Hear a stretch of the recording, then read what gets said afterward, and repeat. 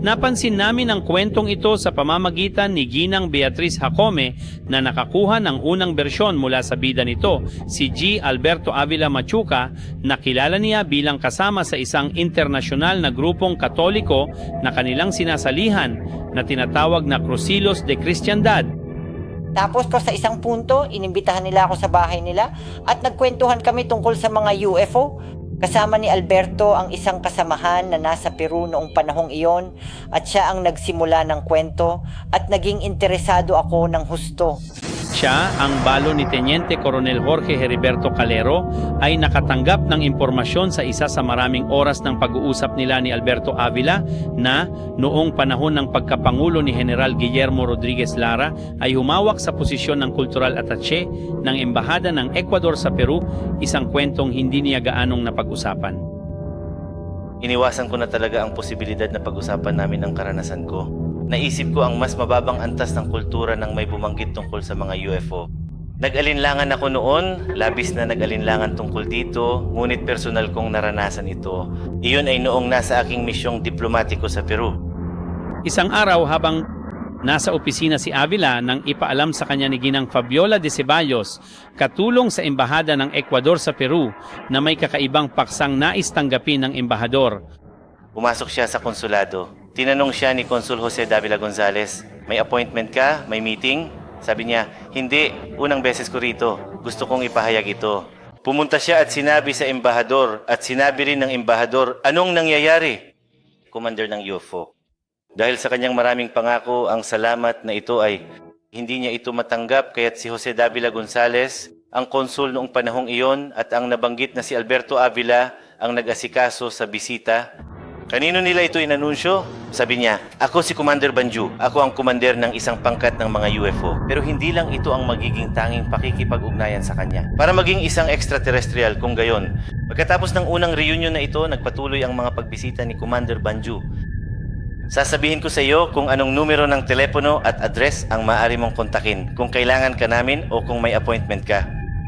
Para makipag-usap sa kanya, gumamit sila ng telepatiya gaya ng itinagubilin ni Banju na agad nalilitaw. Aniya, dahil lang sa simpleng pagnanais mong makita ako, nandito ako dahil mayroon akong paraan ng paghahatid ng kaisipan. Sa isa sa maraming engkwentro, nagpasya si Avila na sundan siya upang malaman ang higit pa tungkol sa paksa. At Nang araw na iyon ay medyo nagtago kami at lumabas ng hindi inaasahan para tingnan kung aling kotse ang sinakyan niya, kung sino ang tumanggap sa kanya. ngunit pagliko niya sa isang kanto, laking gulat niya nang makita niya itong naglaho. Tuluyan itong nawala sa tabi ng Embahada ng Cuba. Sa tabi ng Embahada ng Cuba, hindi siya lumitaw sa panig na ito ni saka ng panig. Pagkatapos ay nawala siya. Ang nilalang na ito ay may pisikal na anyo na kilala sa ufology bilang Nordic. Isang napakatiyak na anyo at may makahulugang bango ayon sa kaniyang mga kausap Sa katotohanan, isang kamangha-manghang lalaki na may napaka-espesyal at walang kapintasang karisma. Isang napaka-espesyal na lalaki, isang napakapalakaibigang kausap, isang espesyal na hitsura. Ang lalaki ay may anting-anting. Noong nakaraan sinabi ko sa kanya, ano sa tingin mo kung papahintuhin kita palabas ng embahada? At pagkatapos ay ipinakita niya sa akin ang isang nakamukha ng eskapularyo na mayroon siya. Isang maliit na telebisyon na may 4 na gilid at sa isa sa mga ito ay nakikita ko ang aking sarili at siya. At habang pabalik siya, nakita niya ako parang mga kumot na malamang ay sa doktor. Ito ang mga barkong kumokontrol sa akin, binibigyan nila ako ng seguridad.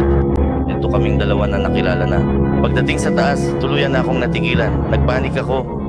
Iminungkahi ng diplomat na si Alberto Avila Machuca kay Commander Banju na may posibilidad at karapatan siyang gawin ito na huminto anumang oras. Ginawa niya ito para subukan mong alamin kung ano ang magiging reaksyon ni Banju. Gayunpaman, ipinakita niya sa kanya na ang kanyang teknolohiya ang kanyang pinakamahusay na depensa. Pagkatapos ay inilabas niya sila ng gusali at ipinakita sa kanila ang isa sa kanyang mga barko sa kabila ng embahada.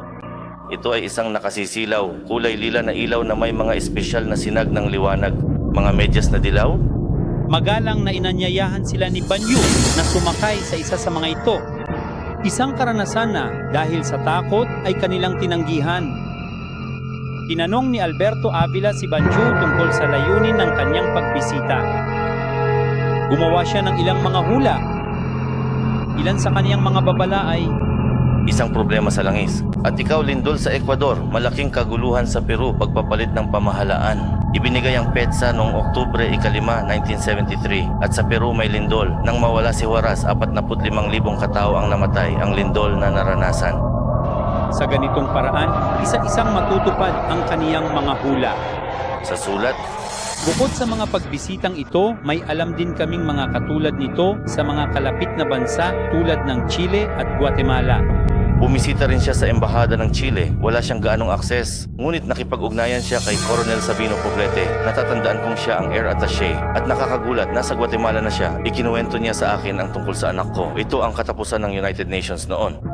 Ang mga pagpupulong sa embahada ay nagpatuloy pa ng 4 o 5 buwan. Pagkatapos ng panahong ito, tuluyan nang nawala si Banjo. Bukod sa alaala ng karanasang iyon, nariyan din ang mga dokumentong ginamit ni Avila upang igiit iyon. Ilat niya ang mga insidenteng ito sa Ministry ng Ugnayang Panlabas ng Ecuador. Ano kaya ang magiging pangunahing interes ng magkapatid na ito? Sinabi niya sa akin, darating ang panahon na kakailanganin silang tanggapin at kami nang walang anumang panghihimasok. Ngunit sa pamamagitan ng iyong pahintulot sa kultura ay mag-aambag sa paglago ng agham at kultura. Makakausap pa kaya ni Banjo ang kaniyang mga kaibigan sa embahada ng Ecuador? Hindi. Huwag na tayong magspekulasyon pa. Sa tingin ko ay sobra na ang nasabi ko.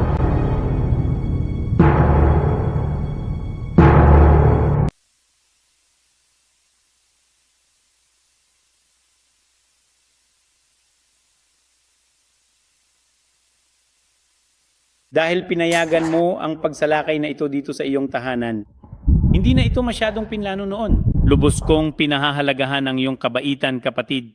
Alam mo naman na tayo ay sangkot sa mundong ito ng pagharap, pag-alam at pag-unawa sa lahat ng mga karanasang ito, hindi ba? At sinabi mo sa akin kanina, mga karagdagang kamera. May karanasan ka na ba sa sikat na Commander Banjo na ito, na alam nating nakapunta na sa ilang lugar? Maaari mo ba sa abot ng iyong makakaya sa sandaling ito, dahil, inuulit ko, tayo ay nag-i-improvise, sa abot ng iyong makakaya, sabihin mo sa amin kung paano naganap ang mga pangyayari, mahal kong Alberto? Aba, Jaime, hindi ka mananakop, kundi isang mabuting kaibigan at maligayang pagdating sa bahay ko. At magkita-kita tayo. Iniwasan ko na talaga ang posibilidad na pag-usapan namin ang karanasan ko. At gaya ng sinasabi ko, sa loob ng panaklong matagal na ang nakalipas, ako ay sobrang nagdududa, labis na nagdududa tungkol dito. Talagang inisip ko silang nasa mas mababang antas ng kultura kapag may bumabanggit tungkol sa mga UFO, mga paglipad sa kalawakan, o hindi kilalang sasakyang pangkalawakan. Pero personal akong nagkaroon ng karanasan na minsan ko nang naikwento sa inyo at iyon ay noong nasa aking misyong diplomatiko sa Peru. Maalala mo ba ang eksaktong taon? Oo, gumugol ako mula 1971 hanggang 1975 sa Embahada ng Ecuador sa Peru. 4 na taon. 4 na taon, oo. Oh, naiisip ko, maraming mga embahador nung panahong yon. Sumama ako sa dalawa sa kanila, sina Luis Valencia Rodriguez at Alfredo Luna Tobar, aking mabubuting kaibigan. Ha? May isang piling grupo ng mga kawani, ang aming embahada, ang pangunahin sa mundo. Noong panahong iyon ang nasa Peru. Siyempre, kapag nangyari ang karanasang ito, saang embahada ka naging sakop? Taga Valencia, Rodriguez? Hindi ko matandaan kung alin ang nauna, pero isa sa dalawa, sa tingin ko si Lucio Valencia. Ang ginoong ito ang unang beses na lilitaw. At paano ba naganap mga pangyayari? Pumasok ang ginoong ito sa pamamagitan ng konsulado na siyang unang tanggapan ng embahada at humiling na makausap ang embahador. Pagkatapos, sinabi sa kanya ni Consul Jose Davila Gonzales, "May appointment ka ba? May hearing?" Sabi niya, "Hindi, unang beses lang daw."